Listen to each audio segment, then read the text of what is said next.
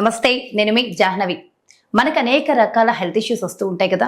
అయితే హెల్త్ ఇష్యూస్కి సంబంధించి డీటెయిల్డ్గా ఇన్ఫర్మేషన్ మనతో మాట్లాడడం కోసం మనతో ఉన్నారు Sarajas hospitals MD doctor G Venkateswarlu గారు. నమస్కారం డాక్టర్ గారు. నమస్తే అండి. మనకు వచ్చే అనేక రకాల హెల్త్ ఇష్యూస్లో కాన్స్టిపేషన్కి సంబంధించిన ప్రాబ్లమ్స్ ఎక్కువగా ఉంటాయి.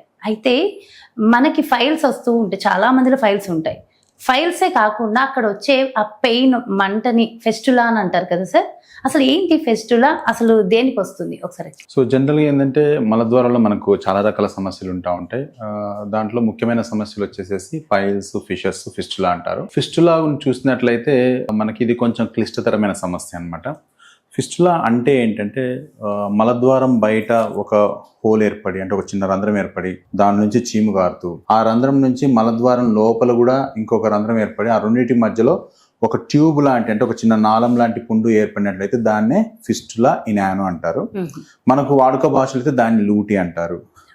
మామూలుగా లాంగ్వేజ్లో చూసినట్లయితే మనకి భంగధర్వం అని చెప్తారనమాట ఆయుర్వేదిక్లో. అది ఎలా ఏర్పడుతుంది అని చూసినప్పుడు మనకేమవుతుందంటే ఫిస్టులాకి రీజన్స్ వచ్చేసి అన్నోన్ కాజ్. ఒక విధంగా చెప్పాలంటే పర్టికులర్ ఇది రీజన్ అని చెప్పడానికి లేదు. కొన్ని రకాల కారణాలు తీసుకున్నప్పుడు ఏంటంటే కాన్స్టిపేషన్, మోషన్ ఫ్రీగా లేకపోవడము, ఎక్కువ నాన్ వెజ్ తినడము, లేట్ నైట్ ఫుడ్స్, ఎక్కువ జంక్ ఎక్కువ తీసుకోవడం, బాగా స్పైసీ ఫుడ్స్ తీసుకోవడం, వీటి వల్ల ఏమవుతుందంటే మలద్వారం లోపల కొంచెం వాపు అనేది ఏర్పడుతుంది. దానివల్ల ఏమవుతుందంటే మలద్వారం లోపల మనకి క్రిప్స్ ఉంటాయి, యానల్ క్రిప్స్, వాటి నుంచి మనకి సిక్రేషన్ అనేది వస్తూ ఉంటుంది అనమాట. దానివల్ల ఏమవుతుందంటే మోషన్ పాస్ చేసినప్పుడు అది లూబ్రికేట్ అవుతుంది. యానస్ని మన మోషన్ ఈజీగా పాస్ అవ్వడానికి ఆ యానల్ క్రిప్స్ నుంచి వచ్చేటువంటి ఏదైతే జిగట స్రావం ఉంటుందో అది యూజ్ అవుతుంది.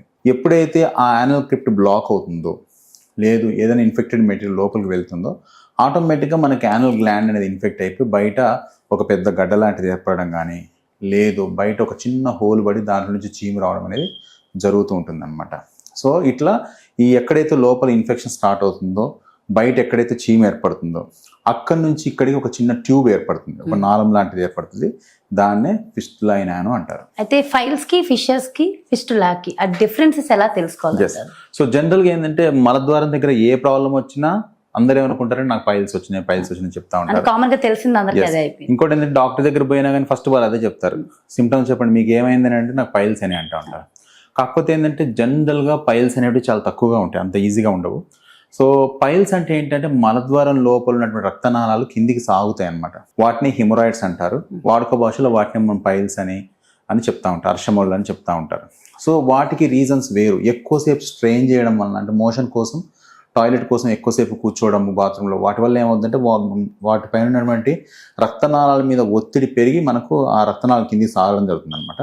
బట్ వాటిలో పెయిన్ అంటే ఏమి ఉండదు. ఎక్కువ శాతము చేతికి ఏదో తగలడము, లేదు మోషన్ వెళ్ళడం, బాగా బ్లీడింగ్ అవ్వడం అనేది పైల్స్లో లక్షణంగా చెప్తారు. ఫిషర్స్కి వచ్చేసరికి అలా ఉండదు. ఫిషర్స్ ఎట్లా ఉంటాయంటే మలద్వారం లోపల ఏర్పడేటువంటి సన్నని చీలుకనే ఫిషర్ అంటారు. సో దాంట్లో ఎలా ఉంటుందంటే మోషన్ వెళ్ళినప్పుడు సివియర్ పెయిన్ ఉంటుంది, ఒక 2 hours దాకా మంట ఉంటుంది, చేతికి ఏదో చిన్న ట్యాగ్ తగులుతూ ఉంటుంది, అండ్ మలద్వారం కూడా బాగా దగ్గరకు అయిపోద్ది అనమాట. దీన్ని ఫిషర్ అంటారు. బట్ ఫిస్టులాలో ఇలా ఉండవు సిమ్టమ్స్. ఇవన్నీ స్టేజెస్ దాటిన తర్వాత ఫిస్టులా పర్టికులర్ సపరేట్ గా ఉంటాయి, ఒక్కదానికి సంబంధం అట్లా ఉండదు. సో ఫిస్టులా అనేది డిఫరెంట్ సమస్య, పైల్స్ అనేది డిఫరెంట్, ఫిషర్ అనేది డిఫరెంట్. కాకపోతే ఏంటంటే పైల్స్, ఫిషర్స్ తో సఫర్ అవుతున్న వాళ్ళకి ఫిస్టులా వచ్చే ఛాన్స్ ఎక్కువగా ఉంటుంది. సో ఫిస్టులా అనేది ఎట్లా అంటే మీకు బయట హోల్ పడి చీమ వస్తూ ఉంటుంది. దాని లక్షణాలు తీసుకున్నట్లయితే మనకి ఎట్లా ఉంటాయంటే ఇందాక చెప్పినట్టుగా పైల్స్, ఫిషర్స్ లక్షణాలు కొంచెం డిఫరెంట్గా ఉన్నాయి. బట్ ఫిస్టులాలో మెయిన్ లక్షణం పేషెంట్ ఏం చెప్తాడంటే నాకు మలద్వారం దగ్గర ఒక చిన్న హోల్ పడి దాంట్లోకి లేదు ఊకే తడి అవుతా ఉంది, పస్ వస్తూ ఉంది అని చెప్తా ఉంటాడు. ప్లస్ ఒక్కొక్కసారి కొందరు ఏం చెప్తారంటే బయట ఆ పస్ అనేది వచ్చినప్పుడు పేషెంట్కి పెయిన్ తగ్గిపోతూ ఉంటుంది, పస్ కలెక్ట్ అయినప్పుడు బాగా వాపు వచ్చి నొప్పి, ఒక్కొక్కసారి దాని నిండా పస్ కలెక్ట్ అయినప్పుడు బాగా జ్వరం కూడా వస్తుంది అనమాట. సో ఇట్లా మనకి ఫిస్టులా అనేది బయట ప్రెజెంటేషన్ అనేది కనిపిస్తూ ఉంటుంది. అయితే కోలన్ క్యాన్సర్ అని చెప్తూ ఉంటారు కదా, క్యాన్సర్ వచ్చే లక్షణాలు దీని వల్ల ఏమన్నా ఉంటుందంటారా? లేదండి, అసలు కోలాన్ క్యాన్సర్కి వీటికి సంబంధం ఏముండదు.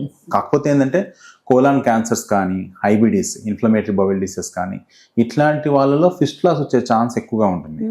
అంతేకాని మీకు ఫిస్టులాస్ క్యాన్సర్గా మారే అవకాశం అనేది చాలా తక్కువ. అంటే ఎవరెవరికి అసలు ఈ ఫిస్టులా వచ్చే అవకాశం ఉంటుందంటారా? జనరల్గా ఏంటంటే దీనికి ఒక పర్టికులర్గా ఇది వయసు అని చెప్పడానికి లేదు. బట్ మా ప్రాక్టీస్లో మేము చూస్తున్నది ఏంటంటే ఈ మధ్య కాలంలో మేము చూస్తుంది ఆల్మోస్ట్ లైక్ 25 to 45 years ఈ మధ్యలో ఉన్న వాళ్ళు ఎక్కువగా ఫిస్టులాస్ కనిపిస్తూ ఉంటాయి. ఓకే, కాకపోతే చిన్న పిల్లలు ఈవెన్ 1 year బేబీ కూడా మేము ప్రొసీజర్ చేసిన రోజులు ఉన్నాయి.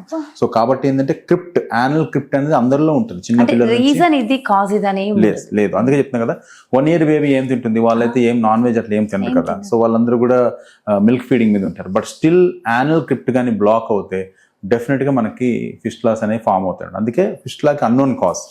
అయితే ఫిస్టులాకి ట్రీట్మెంట్ అంటూ ఉంటుందంటారా? సో ముందు మనం అసలు ఫిస్టులాని ఎలా గుర్తిస్తామంటే దాని యొక్క లక్షణాలు తెలుసుకున్న తర్వాత డాక్టర్ దగ్గరికి వెళ్ళినప్పుడు డాక్టర్ గారు ఏం టెస్ట్ రాస్తారు చూసినప్పుడు ఏంటంటే, ఎప్పుడైతే మన పేషెంట్ వెళ్ళినప్పుడు డాక్టర్ కొన్ని చెప్తా ఉంటాడు, ఇలా చీమ వస్తుందండి, హోల్ పడ్డది, నాకు పసు వస్తూ ఉంది, ఆన్ అండ్ ఆఫ్ అక్కడ గడ్డ అవుతా ఉంటుంది, మళ్ళీ పగిలిపోద్ది, మళ్ళీ చీమ వస్తూ ఉంటుంది పేషెంట్ చెప్తారు. సో పేషెంట్ చెప్పగానే డాక్టర్కి అర్థమైపోయింది, 80% డయాగ్నోస్ అక్కడే అయిపోయింది. So he is having some fistula అని.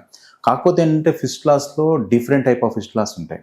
సింపుల్ ఫిస్టులాస్ ఉంటాయి, కాంప్లెక్స్ ఉంటాయి. సింపుల్ ఫిస్టులాస్ అంటే మనకి జస్ట్ మలద్వారం దగ్గరలో చాలా చిన్నగా ఏర్పడుతుంది, దానికి చీమ వస్తూ ఉంటుంది. దాంట్లో మలద్వారం పక్కన కండరాలు ఏవైతే ఉంటాయో, మోషన్ని కంట్రోల్ చేసే కండరాలు ఉంటాయి అన్నమాట మనకి. వాటిని మనము హోల్డ్ చేసేటువంటి కెపాసిటీ అనేది ఆ కండరాల వల్లనే ఉంటుంది. సో వాటిలో ఇన్వాల్వ్మెంట్ ఎంత ఉంది, ఆ కండరం అనేది ఎంత ఇన్వాల్వ్ అవుతుంది, దాన్ని బట్టి అది సింపుల్ ఫిస్టులానా కాంప్లెక్స్ ఫిస్టులా అనేది మనం గుర్తిస్తాం. సో డాక్టర్ దగ్గరికి వెళ్ళినప్పుడు ఏంటంటే, చూసిన తర్వాత క్లినికల్కి ఎగ్జామినేషన్ చేస్తారు.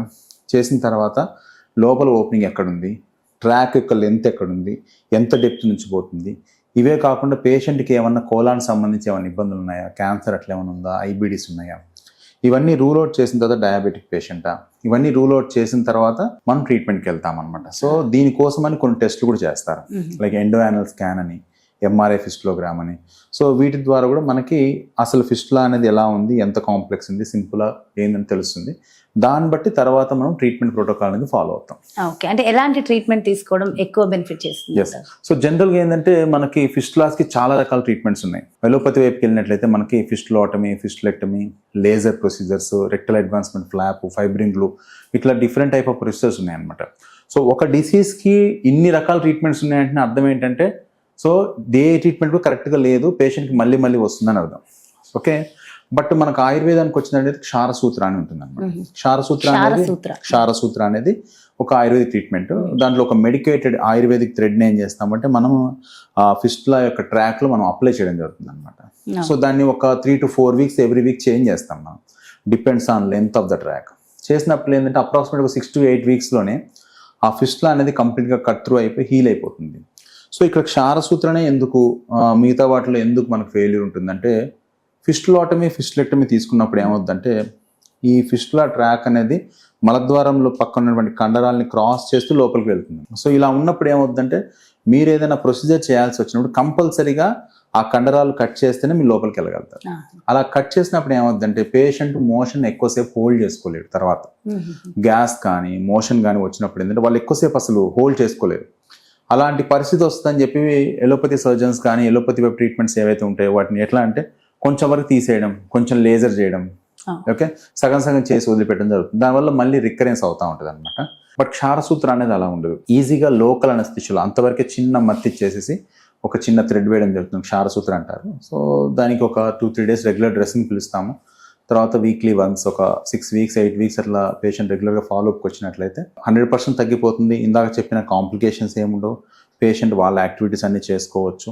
ఓకే, అది అడ్వాంటేజ్ ఆఫ్ ద క్షారసూత్ర. ఈ ట్రీట్మెంట్ తర్వాత నార్మల్ యాక్టివిటీస్ చేసుకోవచ్చు. డెఫినెట్ గా పేషెంట్ ఒక 3 to 5 days మామూలు రెస్ట్ తీసుకొని మామూలు యాక్టివిటీస్ అన్ని చేస్తూ ఉండొచ్చు. ఓన్లీ థింగ్ మేము చెప్పినట్టుగా కొన్ని సిడ్జ్ బాత్, హాట్ వాటర్ లో కూర్చోవడం, కొన్ని రకాల ఆయింట్మెంట్స్ ఉంటాయి, కొన్ని జాగ్రత్తలు అవి తీసుకున్నట్లయితే మనకు 100% ఫిస్టులా అనేది మళ్ళీ రాకుండా చేయదు. ఇలాంటి సమస్యలతో బాధపడుతున్న మన వ్యూవర్స్ ఎవరైతే ఉన్నారో వాళ్ళ స్టేజ్ ఏది అని తెలుసుకుని మీ దాకా రావాలంటారు? సో జనరల్గా ఫిస్టులాస్ ఎట్లా అంటే ప్రజెంటేషనే ఆన్ అండ్ ఆఫ్గా పసు రావడం అనేది జరుగుతూ ఉంటుంది కదా.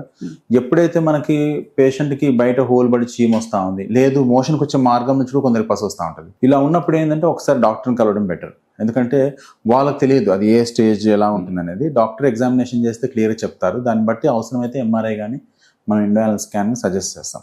సో దాన్ని బట్టి మనం ట్రీట్మెంట్ ప్రోటోకాల్స్ చాలా డిఫరెంట్ ఉంటాయి. క్షారసూత్రంలో కొన్ని అడ్వాన్స్డ్ టెక్నిక్స్ ఉంటాయి అన్నమాట.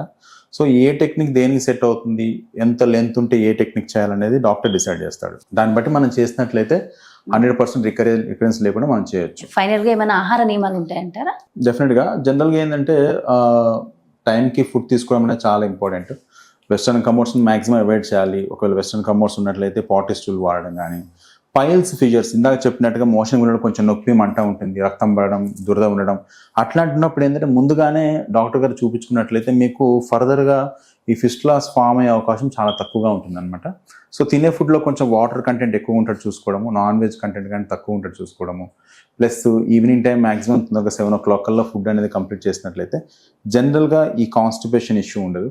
కాన్స్టిపేషన్ ఇష్యూ కానీ లేనట్లయితే ఈ పైల్స్ కానీ ఫిషెస్ కానీ ఫిస్టులాస్ కానీ మనకు ఇబ్బంది లేకుండా ఉంటాయి. Very valuable information sir. Thank you so much doctor గారు. నమస్తే. Thank you. సో చూసారు కదండి, ఫిస్టులా గురించి చాలా వాల్యుబుల్ ఇన్ఫర్మేషన్ కదా. సో డెఫినెట్గా మరి ఆ సమస్యలతో ఎవరెవరైతే సఫర్ అవుతున్నారో డెఫినెట్గా అస్సలు నెగ్లెక్ట్ చేయకండి. ఇమీడియట్గా మీ సమస్య ఇదే అయితే వెంటనే డాక్టర్ గారిని సంప్రదించండి.